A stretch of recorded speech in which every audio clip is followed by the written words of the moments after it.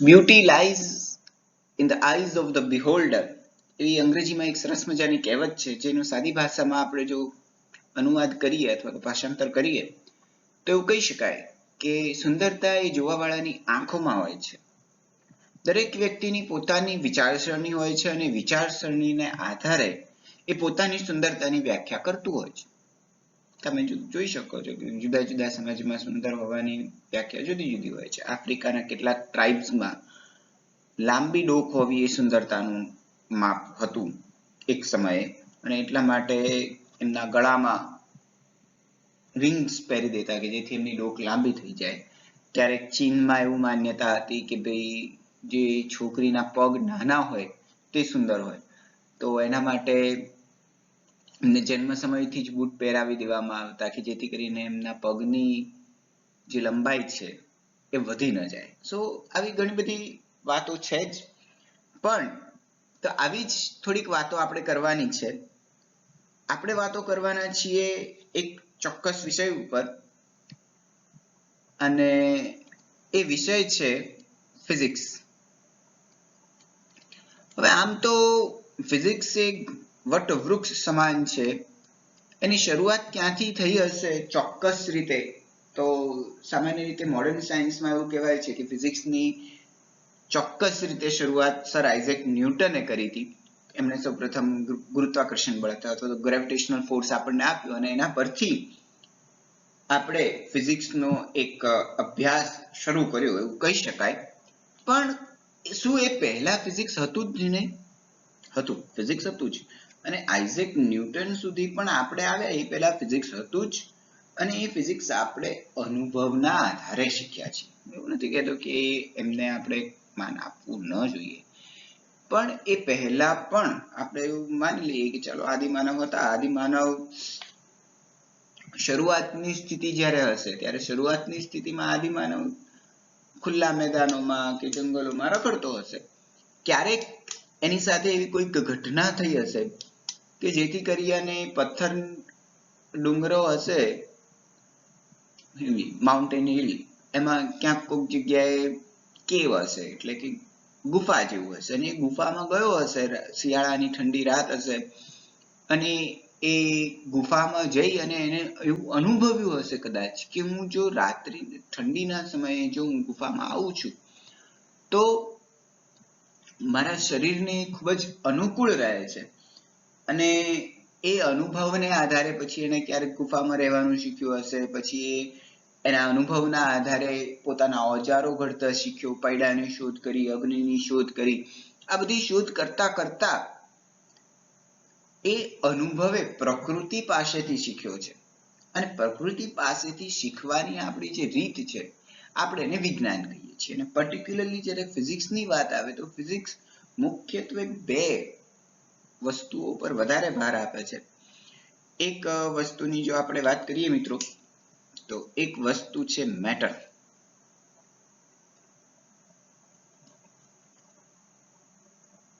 Physics એ matter ઉપર ખૂબ જ ભાર આપે છે એવું કહી શકાય. તો આપણે થોડીક વાતો કરવાના છીએ ફિઝિક્સની. તો શરૂઆત ક્યાંથી કરવી, મને થોડોક એવો પ્રશ્ન થતો હતો અને જવાબ મને મારી પાસેથી જ મળી ગયો. મેં કહ્યું કે આપણે જો ફિઝિક્સની વાતો કરવી હોય તો કેમ આપણે આપણા માનવ શરીરની જ વાત ન કરીએ? શું માનવ શરીરમાં કઈ કઈ જગ્યાએ અથવા તો મનુષ્યમાં માનવ શરીરમાં કઈ કઈ જગ્યાએ ફિઝિક્સ વપરાય છે? આપણે બહુ ડિટેલમાં સ્ટડી નથી કરવું એનું, પણ માનવ શરીરમાં એટલીસ્ટ આપણે ફિઝિક્સ વાપરીએ તો છીએ જ. કઈ જગ્યાએ અને કેવી રીતે વાપરીએ છીએ તેની ચર્ચા આપણે આજે થોડાક જલ્દી ફટાફટથી કરીશું, ઉપર છેલ્લી રીતે, કે જેથી કરીને આપણને એ જાણવાની વધારે ઈચ્છા થાય. તો સૌપ્રથમ ગમે ત્યાંથી તમે શરૂઆત કરી શકો, પણ મને એવું લાગે કે મારે માનવ મગજથી શરૂઆત કરવી છે. તો મગજ બેઝિકલી શું છે? મગજનું કામ શું છે? તો કે ભાઈ મગજ સંદેશાની આપ-લે કરે છે, હા કે ના? I don't think so. એ કામ કોનું છે? ચેતાતંત્રનું, નર્વસ સિસ્ટમ. એ કામ આપણું નર્વસ સિસ્ટમ કરે છે, નર્વ સિસ્ટમ જો સારી અંગ્રેજીમાં કહીએ તો. તો મગજ શું કરે છે? ચેતાતંત્ર, ધારો કે આપણે એવું કહીએ કે ભાઈ આપણે કોઈક એક ગરમ વસ્તુને અડક્યા છીએ, તો એ ગરમ વસ્તુને અડકતાની સાથે જ આપણો હાથ પાછો આવી જાય છે. તો એ ઘટના કેવી રીતે બને છે? આખી ઘટના, એ આખી ઘટના સંદેશાના આપલે થયા પછી, પહેલા તો સંદેશો પહોંચે છે ક્યાંથી? આપણી ચામડી જે છે, હાથની ચામડી અથવા તો શરીરની કોઈ પણ ભાગની ચામડી, એમાં સેન્સર્સ આવેલા છે.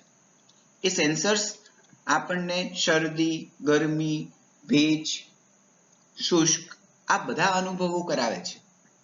અને એ અનુભવ એ ચેતાતંત્ર દ્વારા મગજ સુધી પહોંચે છે અને મગજ એનું શું કરે છે? એનાલિસિસ કરે છે. એ જે સિગ્નલ્સ આવ્યા, ચેતાતંત્ર એમને જે સિગ્નલ્સ આપ્યા, એ સિગ્નલ્સનું એનાલિસિસ કરવાનું કામ કોણ કરે છે?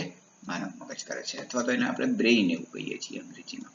તો બ્રેઇનનું બેઝિકલી ફંક્શન શું છે? It analyses the signals which came through the nervous system. અને મગજ શું કરે છે? એના પર એનાલાઇઝ કરી અને એને રિલેટેડ રિસ્પોન્સ આપે છે. It provides the related response. એટલે એની પ્રતિક્રિયા આપે છે. જેવું હશે, જો ગરમ હશે તો એ શું કરશે? તૈયારીમાં પાછું ખેંચી લેશે. અચ્છા, પણ જો થોડી ઠંડક પડતી હશે, શરદીનો સમય હશે, ઠંડી ચાલતી હશે અને જો એ થોડા ગરમ વસ્તુની નજીક રહેશે, તો તમારું મગજ તૈયારીમાં એને રિસ્પોન્સ આપશે કે થોડીક વાર ત્યાં રાખ, થોડુંક દૂર રાખ, પણ રાખ, જેથી કરી અને તને ગરમી મળે છે. તો એ રિલેટેડ રિસ્પોન્સ આપવાનું જે વર્ક કરે છે, એ કોણ કરે છે? મગજ કરે છે. અત્યારની જે લેટેસ્ટ ટેકનોલોજી છે મિત્રો, એને AI કહીએ છીએ આપણે, આર્ટિફિશિયલ ઇન્ટેલિજન્સ. બરાબર છે ને મિત્રો? તો આર્ટિફિશિયલ ઇન્ટેલિજન્સમાં વાત શું છે? આ જ વસ્તુની વાત છે કે ભાઈ આપણે કોઈક એક મશીન બનાવીએ અને એ મશીન શું કરે? આપણા મગજ જેવું કામ કરે. આપણે બધું જ એને આપી દઈએ, જેવું રોબોટિક્સ થી આપણે એને આપણા શરીરમાં જેવા અંગો છે એવા અંગો એને આપણે આપી દઈએ, અને એ શું કરે? આપણે એને યોગ્ય, અત્યાર સુધીમાં આપણે શું કરતા હતા કે ભાઈ તમે એક ઇનપુટ આપો અને એને રિલેટેડ આઉટપુટ મળે એવું તમે પ્રોગ્રામિંગ કરતા હતા. અને પ્રોગ્રામિંગમાં ઇનપુટ અને આઉટપુટ બંને ફિક્સ હતું કે જો તમે આવું ઇનપુટ આપશો તો તમને આઉટપુટ મળશે. પણ આર્ટિફિશિયલ ઇન્ટેલિજન્સ શું કરે છે? એના ઉપર ભાર મૂકે છે કે ભાઈ એ વ્યક્તિ પોતે વિચારે. એને આપણા દિમાગ જેવું જ, આપણા મગજ છે એ મગજ જેવી જ કંઈક આપણે એને રચના આપીએ, અને એ રચનાને પર્ટિક્યુલરલી જે જસ્ટિફાઈ કરવાની વાત કરે છે, એ કોણ કરે છે? આર્ટિફિશિયલ ઇન્ટેલિજન્સ એ જસ્ટિફાઈ કરવાની વાત કરે છે. સો બેઝિકલી માનવ મગજની વાત કરીએ તો માનવ મગજ એ નર્વસ સિસ્ટમ સાથે જોડાયેલું છે, એ એનાલાઇઝ કરે છે અને એને રિલેટેડ રિસ્પોન્સ આપે છે. It includes the communication. જો તમે અત્યારની લોકલ ભાષામાં અથવા તો મોડર્ન સાયન્સમાં આપણે ડે ટુ ડે લાઈફમાં એને જો કમ્પેર કરીએ તો એક કમ્યુનિકેશન સિસ્ટમ છે આખી. મગજ અને નર્વસ સિસ્ટમ, બ્રેઇન અને નર્વસ સિસ્ટમ બંને વચ્ચે એક આખી કમ્યુનિકેશન સિસ્ટમ ચાલે છે, અને એના આધારે આપણું બોડી વર્ક કરે છે, આપણે એવું કહી શકીએ. બરાબર છે મિત્રો? આ થઈ વાત મગજની. એના પછી આપણે બીજી વાતો કરવી છે થોડીક ફિઝિક્સની. આપણે માનવ શરીરનો ટોપિક ચાલુ જ રાખીએ છીએ. તો બીજી વાત શેની કરવી? ઘણી જ બધી વસ્તુઓ છે કે જેને આપણે નેગ્લેક્ટ ન જ કરી શકીએ. તો બીજી વાત મારે કરવી છે હૃદયની. ખાલી હૃદય એ શું છે? હૃદય એ બેઝિકલી પંપ છે. બરાબર? હૃદય જો આપણે કન્સિડર કરીએ તો આપણી જે મુઠ્ઠી છે, મુઠ્ઠી વાળી એટલી સાઈઝનું હૃદય હોય અને એના 4 ભાગ હોય, પણ એ લેફ્ટ સાઈડ હોય અને જે લેફ્ટ સાઈડનું જે પોર્શન હોય એ થોડુંક સ્ટ્રોંગ હોય with compare to right side. કેમ? એને અને 60 ડિગ્રીએ એક પર્ટિક્યુલર એંગલ છે, 60 ડિગ્રી એંગલે ફિટ થયેલું હોય. તો એ 60 ડિગ્રી એંગલ જ કેમ ફિટ કર્યું? આખા બોડીનું જે પ્રેશરાઇઝ છે, અને લેફ્ટ સાઈડ જ કેમ એ સ્ટ્રોંગ છે, રાઈટ સાઈડ એ કેમ સ્ટ્રોંગ નથી એના મસલ્સ? એ બધી જ કન્ડિશન્સ છે એ આપણા બોડીને રિલેટેડ કન્ડિશન્સ આપણને પ્રોવાઈડ કરેલી છે, અને એને આધારે આપણે એવું કન્સિડર કરીએ છીએ કે ભાઈ એ સ્ટ્રોંગ હોલ્ડ એનો ત્યાં આવે છે. અચ્છા, હૃદયની વાત કરીએ તો હૃદય ઇઝ બેઝિકલી પંપ શું કરે છે? તો કે ઇનપુટ આપે, એ પંપની અંદર જાય અને એ પંપમાંથી ક્યાં જાય? પાછું આઉટપુટ આપે. પણ અહીંયા થોડું કોમ્પ્લિકેશન આવે છે. શું થાય છે તો કે ઇનપુટ આવ્યું ક્યાંથી? બોડી પાર્ટ્સમાંથી. કોના માટે? શીરા માટે. અને જો અંગ્રેજીમાં કહીએ તો એને વેન્સ. સ્પેલિંગ કદાચ ખોટો હોઈ શકે તો માફ કરશો. એ પછી ક્યાં જશે? હાર્ટમાં જશે. હાર્ટમાંથી ક્યાં ફોલો અપ થશે? લંગ્સમાં. હાર્ટ એટલે હૃદય, બરાબર. લંગ્સની વાત કરીએ તો ફેફસા. ફેફસામાં શું થશે? એનું પ્યોરિફિકેશન થશે. કેમ પ્યોરિફિકેશન થશે ભાઈ? જે ઇનપુટ આવ્યું હતું શીરામાં એ કેવું હતું? O2 વિહીન, વિધાઉટ હતું, બરાબર. CO2 લઈને આવ્યું હતું એટલે અશુદ્ધ રુધિર હતું, ઇમ્પ્યોર હતું. હવે લંગ્સ એને શું કરશે? પ્યોરિફાય કરશે. એ પાછું હાર્ટમાં જશે અને હાર્ટમાંથી ક્યાં જશે? આર્ટરીઝ માટે આઉટપુટ થશે ટુ ધ બોડી પાર્ટ્સ. આખી પમ્પિંગની પ્રોસેસ છે મિત્રો. તો એ પમ્પિંગની પ્રોસેસ કોણ કરે છે? હૃદય કરે છે, કન્ટિન્યુઅસલી ધબકીને. 1 મિનિટના એપ્રોક્સિમેટલી 72 જેટલા પમ્પિંગ્સ એ કરે છે. એવરેજ 1 સેકન્ડમાં 1 કરતા પણ વધારે, બરાબર છે મિત્રો. જો એના કરતા ઓછું હોય તો આપણે એને લો બીપી કહીએ અને એના કરતા વધારે હોય તો એને આપણે હાઈ બીપી કન્સિડર કરીએ છીએ. તો એ શું કરે છે? બેઝિકલી એનું પ્રેશર વધઘટ થઈ જાય છે. જો લો બીપી હોય તો એનું પ્રેશર શું થઈ જાય? લેસ થઈ જાય. અને જો હાઈ બીપી હોય તો એનું પ્રેશર શું થઈ જાય મિત્રો? ઇન્ક્રીઝ થઈ જાય. So basically each and everything is related to physics. આપણે એવું કન્સિડર ન કરી શકીએ કે ભાઈ ફિઝિક્સ જ છે, but it is very related to physics. Body parts છે તો એનો અર્થ એવો નથી કે it is completely field with biology or chemistry only. It also includes physics and even mathematics. આપણે કન્સિડર કર્યું કે ભાઈ હૃદયને 60 ડિગ્રી એંગલ પર પુટ ઓન કરેલું છે. એના પણ ઘણા બધા રીઝન્સ છે, આપણે ડિટેલમાં હમણાં નથી જતા. સો બેઝિકલી હૃદય is basically A pump, but A pump કેવો છે? થોડો કોમ્પ્લિકેટેડ પંપ છે. એક જગ્યાએથી અશુદ્ધ રુધિર લે છે, એને પાછું બીજી જગ્યાએ મોકલે છે, ત્યાંથી પ્યોરિફાઈડ થયેલું ઓક્સિજન યુક્ત એટલે પ્યોરિફાઈડ થયેલું બ્લડ પાછું લે છે અને એ પાછું ક્યાં આપે છે? બોડી પાર્ટ્સ ને પહોંચાડે છે વિથ ધ હેલ્પ ઓફ ધમની, બરાબર છે મિત્રો. સો આ આખી જે પ્રોસેસ છે એ પણ વેરી રિલેટેડ ટુ. જો ક્યાંક ધમનીની દિવાલ જાડી હોય તો ત્યાં ધમનીની દિવાલ તમે જો થોડું ડિટેલમાં સ્ટડી કરો તો ધમનીની દિવાલ જાડી હોય છે અને શીરાની દિવાલ પાતળી હોય છે. એવું કેમ થયું? એક જગ્યાએથી તમારે કમ્પ્રેસ્ડ પોર્શન કરવું પડે અને એક જગ્યાએથી સપ્રેસ્ડ પોર્શન લાવવું પડે. જ્યાં કમ્પ્રેસ્ડ હોય ત્યાં તમારી દિવાલ જાડી જોઈએ. એક સ્વાભાવિક વાત છે. જો પ્રેશર વધારે આવતું હોય અને જો તમે પાતળી પાઇપ રાખી હોય તો એ પાતળી પાઇપ શું થાય? ફાટી જાય, બરાબર છે. અને જો જ્યાં પ્રેશર ઓછું હોય, જ્યાંથી પ્રેશર ઓછું આવવાનું હોય અને ત્યાંથી તમે જો લાવતા હો તો એ શું થાય? ત્યાં તમે જો જાડી પાઇપ રાખો તો એને એક્સટર્નલ વધારે તમારે પ્રેશર કરવું પડે.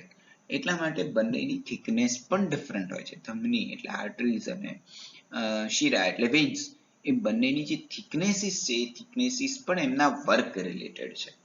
That tends to again physics. પછી એમનો ફ્લો કઈ ડાયરેક્શનમાં છે એ ડિસાઇડ કોણ કરશે? Again physics. એને ફ્લુઇડ ડાયનેમિક્સ કહેવાય, ફ્લુઇડ મિકેનિક્સ કન્સિડર કરાય. એ ફ્લુઇડ મિકેનિક્સના with effect of fluid mechanics ના જે એક્ઝામ્પલ્સ છે, બીકોઝ જો તમે કન્સિડર કરતા હો કે ભાઈ આપણું બોડી છે તો આપણા બોડીમાં બે પાર્ટ્સ છે. એક અપર પોર્શન છે, આ જો આપણે એવું કન્સિડર કરીએ કે આપણું હાર્ટ અહીંયા છે, બરાબર, તો આ અપર પોર્શન છે અને આ લોઅર પોર્શન છે. આટલો ભાગ જે છે એ અપર પોર્શન છે અને આટલો ભાગ છે એ લોઅર પોર્શન છે. લોઅર પોર્શનમાં જે બ્લડ ટુવર્ડ્સ ધ હાર્ટ જાય છે એ કેવું જાય છે? ગ્રેવિટીની અપોઝમાં જાય છે. ગ્રેવિટી એટલે ગુરુત્વાકર્ષણ બળનો વિરોધ કરી અને ઉપર જઈ રહ્યું છે. જ્યારે તમે ઉપરની વાત પરથી નીચે આવતું હોય તો એ ગ્રેવિટીની અસર નીચે આવે છે. આ બંને ફોર્સીસને તમારે અપોઝ કરી અને બેલેન્સ કરી અને તમારે એને ક્યાં પહોંચાડવાનું છે? હૃદય સુધી પહોંચાડવાનું છે. તો એના માટે એક પર્ટિક્યુલર અમાઉન્ટ ઓફ ફોર્સ તમારે એપ્લાય કરવું પડશે. તમે પછી જ્યારે જો આ ગુરુત્વાકર્ષણ બળની વાત નીકળી જ છે તો ગુરુત્વાકર્ષણ બળની સાથે સાથે જો આપણા બોડી હોય, ધારો કે આપણે એવું કન્સિડર કરીએ કે ભાઈ આ કોઈક એક પર્સનનું બોડી છે અને એ બોડીનું સેન્ટર ઓફ માસ અથવા તો સેન્ટર ઓફ ગ્રેવિટી ક્યાં આવેલું હોય? ડ્યુટી. બરાબર છે મિત્રો. તો એ ડ્યુટી શું કરે છે? બેઝિકલી તમારું જે આખું બોડી છે એ આખા બોડીનું એ સેન્ટર પોઈન્ટ છે અને એ સેન્ટર પોઈન્ટ પરથી આખું તમારું બોડી બેલેન્સ થાય છે. બરાબર છે મિત્રો. સો there is also more than a biology in chemistry. It is also physics in human body. Each and every point. Even તમે જો કન્સિડર કરતા હો તમારા હાથની જે મિકેનિઝમ છે હેન્ડ્સ, એની મિકેનિઝમ પરથી જ જેસીબી બનાવ્યું છે. જો તમારા હેન્ડ્સ વાત કરીએ તો આ પોર્શન કન્સિડર કરીએ, આ એક પોર્શન, આ સેકન્ડ પોર્શન અને આ નાનો થર્ડ પોર્શન. આ પોર્શન અને આ portion it is very similar two JCB. Hydraulics form કરે છે. બરાબર છે મિત્રો.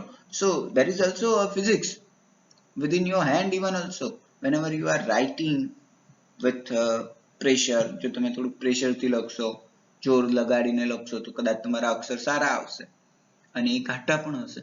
બરાબર છે. જો તમે ફટાફટ ફોરું લખશો તો એ તમારા અક્ષર આછા હશે અને કદાચ બગડી પણ જશે. બરાબર છે. So it is very related to physics only. અચ્છા, પછી હવે થોડીક આગળ વધુ વાત કરીએ આપણે મિત્રો. તો આગળ જ્યારે વાત કરવાની હોય તો હજી કાનની વાત આવે.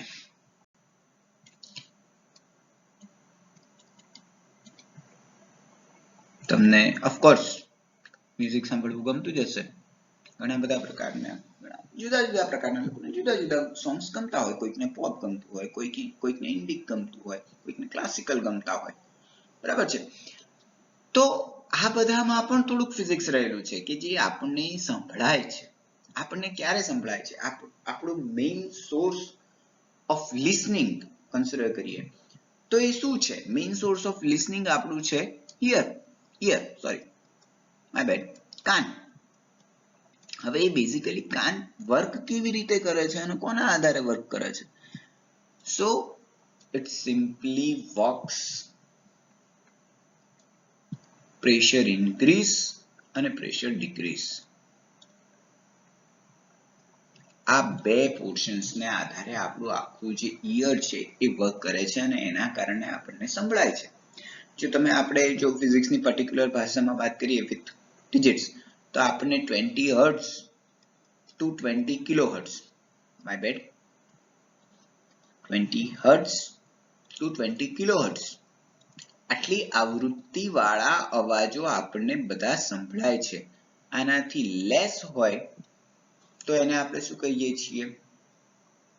અને આનાથી જો હાઈ ફ્રીક્વન્સી હોય તો એને આપણે શું કહીએ છીએ? બરાબર છે. એ તમારે શોધવાનું છે. એકને અલ્ટ્રાસોનિક સાઉન્ડ એવું કહીએ છીએ અને એકને ઇન્ફ્રાસોનિક સાઉન્ડ એવું કહીએ છીએ. હવે એ તમારે શોધવાનું કોને ઇન્ફ્રાસોનિક સાઉન્ડ કહેવાય અને કોને અલ્ટ્રાસોનિક સાઉન્ડ કહેવાય. બરાબર છે. એટલું તમારે ખાલી નામ આપવાની થોડીક મહેનત એટલી કરજો. અચ્છા, તો આ પર્ટિક્યુલર આવૃત્તિના જ અવાજો આપણને કેમ સંભળાય છે? આપણા આ કાનમાં એ ફિક્સ કરેલું છે કે એ એટલી ફ્રીક્વન્સી એટલે શું? Number of oscillations within 1 second. 1 સેકન્ડમાં થતા દોલનોની સંખ્યા એને આપણે આવૃત્તિ એવું કહીએ છીએ મિત્રો. બરાબર છે. તો આ જે દોલનો થયા એ દોલનો આપણા કાનના ઇયરડ્રમ્સ હોય. શું હોય? ઇયરડ્રમ્સ એટલે શું? કાનનો પાસેનો પડદો હોય. સાદી ભાષામાં કહીએ તો કાનમાં જે આવેલો એક પડદો છે એ પડદા પર આ અવાજ પહોંચશે અને એ શું કરશે? કંપન પેદા કરશે. વાઇબ્રેશન્સ, કંપન. તો એ કંપનને આધારે આપણને એ જે કંઈ પણ બોલ્યું હશે અથવા તો જે મ્યુઝિક વાગતું હશે, ચટાટવી ગલજ્જલ પ્રવાહ પાવિત સ્થલે કલેવલમ વિલંબિતમ ભુજંગ માલિકમ, કે પછી તેરા મુझसे પહેલે કનાતા કોઈ यूं ही नहीं दिल लुभाता कोई, जाने तू या जाने ना, माने तू या माने ना. તમને જે પણ કંઈ ગમતું હોય, કોઈકને કંઈ ગમતું, તો એ બધું જ તમારા બ્રેઇનમાં પહોંચશે. એના જે સાઉન્ડ સિગ્નલ્સ છે, એના જે વાઇબ્રેશન્સ છે, એ વાઇબ્રેશન તમારા બ્રેઇન સુધી પહોંચશે. બ્રેઇન એનું એનાલિસિસ કરશે અને એને આધારે તમને એ વર્ડ્સ અથવા તો એ જે ઇન્સ્ટ્રુમેન્ટ ચાલતું હોય તો એ ઇન્સ્ટ્રુમેન્ટ તમને સંભળાશે. બરાબર છે. So it is very beautiful world. Even within our body also there is a lot of physics that we should know. આપણને ખબર હોવી જોઈએ કે એટલીસ્ટ ઘણું બધું ફિઝિક્સ રહેલું છે ને કેવી રીતે કાર્ય કરે છે એટલું તો આપણને ખબર હોવી જ જોઈએ. અચ્છા, હવે લાસ્ટ એક વાત કરી લઈશું, પછી આપણે વિરામ આપીશું આજના પૂરતું વાતો ફિઝિક્સની ને. તો last but not the least, selfie ખેંચવાની બધાને જ ઈચ્છા થાય, કોને ન થાય. ભલે એ વાત 2 નંબરની છે કે આપણે 50 સેલ્ફી ખેંચીએ એમાંથી એક જ ઇન્સ્ટા પર કે ફેસબુક પર કે ટ્વિટર પર મૂકતા હોઈએ છીએ, બાકીની 49 માંથી કદાચ 45 ડિલીટ કરી દઈએ અને બાકીની 4 થોડી પર્સનલ હોય એ રહેવા દઈએ. So basically it simply relates to the megapixels. તમારી પાસે કેટલો સારો ફોન છે અને જેટલો સારો ફોન એટલા મેગાપિક્સલ વધારે અને એટલા જ રૂપિયા વધારે, ફદિયા વધારે એટલા. અને ઈ ફદિયા તમે દો ને તો તમારા મેગાપિક્સલ વધુ હોય. તમારી પાસે કાં તો OnePlus હોય કાં આઈફોન હોય, જેટલા વધારે ફદિયા એટલું વધારે મોટું ફોન. પણ ઈ તમને ખબર છે કાંઈ કે ભગવાને તમને જે આંખો આપી છે ને, આંખો, તમે કદાચ કોદી 42 મેગાપિક્સલનો કેમેરો વાપરો હશે, પણ ભગવાને તમને જે આંખો આપી છે એ આંખોના મેગાપિક્સલ છે 576. તમે વિચાર કરો કે એ કેટલું બારીક તમે જોઈ શકો છો. તમે વિવિધ રંગો, જો તમે ક્યારેક ને ક્યારેક તમે તમારી સાથે એવું ક્યારેય નથી થતું કે એ પિક્ચર બ્લર થઈ જાય છે, સિવાય કે તમારી આંખોમાં થોડીક ડિફેક્ટ્સ હોય અથવા તો આવી હોય, એ સિવાય કોઈ પિક્ચર તમારા માટે બ્લર નથી થતું. ધુમ્મસ આવી ગયું હોય અને બ્લર થઈ ગયું હોય એ સેકન્ડરી થિંગ છે, બટ ક્યારેય તમારી આંખ સામેનું પિક્ચર બ્લર નથી થતું સિવાય કે તમને કોઈ ડિફેક્ટ હોય, ચક્કર આવતા હોય કે એ બધી પ્રોબ્લેમ્સ હોય.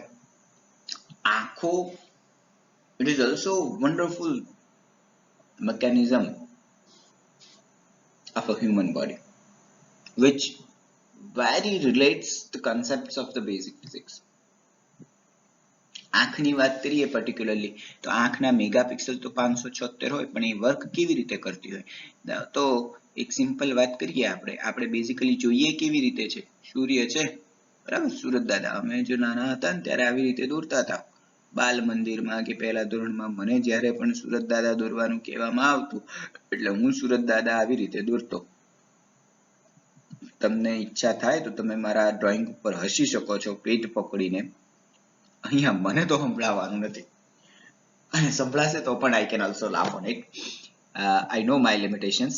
સો આ સુરત દાદા છે, એમાંથી પ્રકાશના કિરણ આવ્યા અને એ પ્રકાશના કિરણ ધરતીના, આ આપણે ધરતી લઈ લઈએ, બરાબર, ધરતી સાથે અથડાયા. ધરતી સાથે અથડાઈ અને પાછા આવશે, ક્યાં આવશે? તમારી અને મારી આંખો સુધી. એટલે મને અહીંયા જે કોઈ વસ્તુ મૂકેલી હશે એ વસ્તુ મને દેખાશે. જો આવું ન થતું હોય કે ભાઈ અહીંયાથી પ્રકાશ આવ્યો અને એ પ્રકાશ મારી આંખ સુધી ન પહોંચે તો મને એ વસ્તુ નહીં દેખાય. એટલે અગેન બ્રેઇન, ક્યાંય પણ તમે જશો, કોઈ પણ વર્ક કરશો, brain it is a CPU. જો તમે તમારી જાતને કમ્પ્યુટર માનતા હોય તો એ તમારું CPU છે, એના વગર તમારું કંઈ ન ચાલે, બરાબર. સો બેઝિકલી આ જે વસ્તુ કન્સિડર કરીએ છીએ એ પર્ટિક્યુલર પોઈન્ટ આપણે કન્સિડર કરી શકીએ કે ભાઈ આઈઝ જે છે એ આઈઝમાં, આંખોમાં જાય છે અને એના લીધે આપણને દેખાય છે. હવે જો મિત્રો તમે ક્યારેક એવું જોયું હશે કે ભાઈ અંધારામાંથી બહાર જાઓ તો આંખો 1 મિનિટ તો આમ ખેંચાય એવું લાગે, અને જો ખૂબ જ તડકામાંથી ઘરમાં અંધારા રૂમમાં આવ્યા હો તો 1 મિનિટ તો તમને કશું દેખાય જ નહીં. 1 મિનિટ એટલો બધો લાંબો સમય તો ન હોય, 20-30 સેકન્ડ જેટલું હોય. તો એ વખતે શું થાય છે, તમારી આંખોના જે લેન્સીસ છે, જેને આપણે પ્યુપિલ્સ અથવા તો કીકી કહીએ છીએ, એ શું થાય છે, સંકોચાય છે. જ્યારે તમે ઓછા પ્રકાશમાંથી વધારે પ્રકાશમાં જાઓ છો ત્યારે પ્રકાશનો જથ્થો તમને પહેલા કેવું મળતું, તો ઓછો મળતો હતો એટલે મોટી હતી. હવે વધારે પ્રકાશ તરફ ગયા એટલે કેવું થઈ જશે, સંકોચાશે એટલે નાની થઈ જશે. એવી જ રીતે જ્યારે તમે તડકામાંથી અંદર આવો છો ત્યારે એ પહેલા કેવી હતી, થોડી નાની હતી. જ્યારે તમે અંદર આવો છો તો ત્યારે શું થઈ જાય છે, મોટી થઈ જાય છે. તો આ સંકોચન અને વિમોચનને કારણે આપણે કોઈ પણ વસ્તુ આવા અનુભવો કરીએ છીએ અને જોઈ પણ શકીએ છીએ. અધરવાઇઝ જો એવું ન થતું હોય, એડજસ્ટેબલ ન હોય, ઓટો એડજસ્ટેબલ છે, તમારે એવું કરવું પડતું એટલે તમારે દિમાગને જઈને એવું ન કહેવું પડે મગજને કે ભાઈ આને ઓટો કર. જો તમારે એવું કહેવું પડતું હોય તો તમને પ્રોબ્લેમ છે ડિફ્યુઝનનો કે પછી ચશ્માના નંબર આવી ગયા છે, એવું આપણે કન્સિડર કરી શકીએ. બરાબર છે મિત્રો. અચ્છા, આ સિવાય પણ આંખો ના મેગાપિક્સલ હોય 576. એમાં તમને ઘણા જ બધા પ્રકારના કલર, જો કે એવું કહેવાય છે કે ભાઈ મેલ્સ કરતા ફિમેલ્સ કલર્સ વધારે સારી રીતે આઈડેન્ટિફાઈ કરી શકે. મે બી કદાચ બ્રેઇનના બેઝિકલી એવું કન્સિડર કરાય છે કે ભાઈ કોઈ તમારું જો આવું કંઈક બ્રેઇન હોય તમારું, તો એના બે પાર્ટ્સ હોય, એક લેફ્ટ સાઈડ, સોરી આમ તો જો જોવા જાવ તો ઇટ ઇઝ રાઈટ સાઈડ, અને એક લેફ્ટ સાઈડ. એકમાં એરિથમેટિક એટલે કે ગણિત ને એવું બધું તમને જોવાનો, લેફ્ટ સાઈડના બ્રેઇનનો વિકાસ વધારે હોય તો તમને ગણિત ને એવું બધું સારું આવડતું હોય. જો રાઈટ નો થયેલો હોય તો તમારે આર્ટ્સ અને એ બધી ફિલ્ડમાં તમે સારા હો એવું કહેવાય છે. સો આના સિવાય બીજી એક વાત કરવી હતી મિત્રો, ખૂબ જ અગત્યની, આપણા શરીરની. તમે લેટ્રિન જતા હશો, સંડાસ, ઓફકોર્સ ઉત્સર્જન. એવું ક્યારેય થાય છે મિત્રો કે તમારે ખાધા પછી એનું ખોરાકનું પાચન થઈ ગયું પછી તમારે કાંઈ તૈયારીમાં જવું પડે છે? ના, એવું નથી થતું. કેમ? તમને એક કોથળી આપી છે મળાશય, અને એ મળાશયનું નિયમન થાય છે, પ્રેશર આવે છે એવું કહો છો તમે, બરાબર. પછી બીજી વસ્તુ બ્લેડર એટલે મૂત્રપિંડ, બરાબર. આ બધું પ્રેશરથી વર્ક કરે છે. જ્યારે પ્રેશર હાઈ હશે એટલે તમને પેટમાં દુખવાનું ચાલુ થઈ જશે, બરાબર. તો એ વસ્તુ પણ ઇટ ઇઝ ઓલ્સો નેસેસરી. જેટલું નેસેસરી ઇનપુટ છે એટલું જ નેસેસરી આઉટપુટ પણ છે, અને એ આઉટપુટનું કંટ્રોલ કરવાનું કામ છે. એ કંટ્રોલ કરવાનું કેટલા પ્રેશર સુધી તમારું બોડી એને એક્સેપ્ટ કરશે, તમારા બોડીને હાર્મ નહીં કરે, that is also very important. So I hope કે તમને થોડીક મજા આવી હશે. સાથે સાથે હું તમને એક બુક રેફર કરીશ, જો તમને ઈચ્છા થાય તો તમે વાંચી શકો છો. એક ખૂબ જ સારા વોલ્ટર લેવિન કરીને એક પ્રોફેસર છે, ચલો બુક નહીં પણ એમના, તમે ખાલી વોલ્ટર લેવિન એવું સર્ચ કરજો અને એમને ફિઝિક્સ પર જે લેક્ચર્સ આપ્યા છે, એમની આખી સિરીઝ છે, એટલીસ્ટ 3 સિઝન છે એવું કન્સિડર કરી શકાય. He was a professor at MIT, Massachusetts Institute of Technology, of course USA. ખૂબ જ સારું એમનું ટીચિંગ સ્ટાઇલ છે. એટલીસ્ટ આઈ કેન સે કે મેં મારા જીવનમાં એમના જેવી રીતે કદાચ મેં પર્ટિક્યુલરલી, કોઈ હોઈ જ શકે એમના જેવું, અથવા તો કદાચ એમના કરતા સારું ભણાવતા પણ હોઈ શકે, પણ he is at his best. એ ખૂબ જ સારી રીતે ફિઝિક્સ ભણાવે છે. જો કદાચ તમને અંગ્રેજી ન આવડતું હોય તો પણ ચિંતા કરવાની જરૂર નથી, સબટાઇટલ્સ સાથે જોજો, પણ એ એક્ટિવિટીઝ જે કરે છે, it is fabulous. So guys, thank you very much. Keep કામ એન્ડ લવ ફિઝિક્સ.